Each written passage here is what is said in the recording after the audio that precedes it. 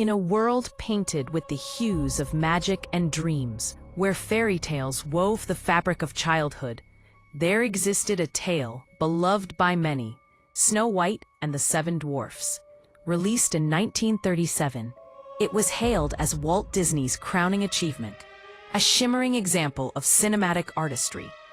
Audiences flocked to theaters, enchanted by the story of innocence, betrayal, and ultimately, redemption.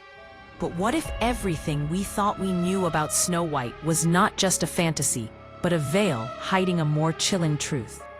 As the story unfolds, we are introduced to Snow White, a luminous figure of beauty and grace, her smile as bright as the sun breaking through the morning mist. Yet, beneath her charming facade lay the weight of a tragic destiny.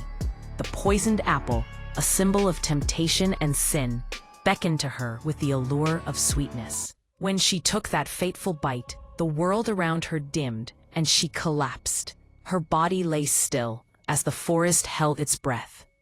The dwarves, her loyal companions, were devastated, their hearts shattered as they placed her in a glass coffin, weeping for their beloved friend. They called it a deep sleep, but the air, thick with sorrow, whispered a different truth. She was not asleep. She was gone. Then came the prince, a figure shrouded in mystery and splendor. His entrance was like a sudden gust of wind, sweeping through the forest, bringing with it an ethereal glow. He leaned down to kiss Snow White, and we were led to believe that this was the moment of awakening, a kiss that would reignite the spark of life within her. Deeper contemplation reveals an unsettling possibility. What if the kiss was not one of resurrection, but of farewell?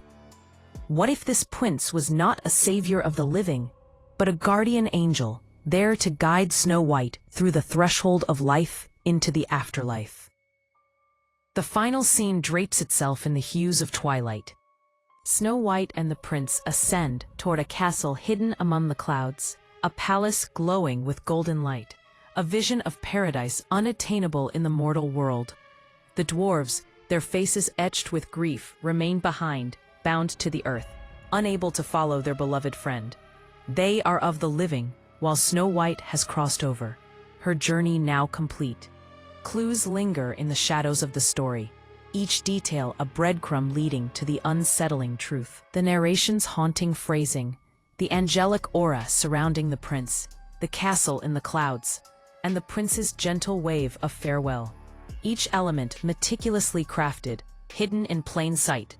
Perhaps Disney feared that the darkness lurking beneath the surface of the magic would overshadow the wonder they had created. Yet, as we peel back the layers, the evidence becomes undeniable. The prince's kiss, far from being a miracle of love, was a gentle release, a blessing that eased Snow White's soul into eternity. His tale was not about love conquering death. Rather, it was a poignant reminder of the fragility of life and the inevitability of parting. Snow White's journey was never about awakening. It was about crossing over to peace, leaving the world of the living behind. And so, the shocking truth emerges like a specter in the fog. Snow White never opened her eyes again. She never woke from the poisoned apple's embrace.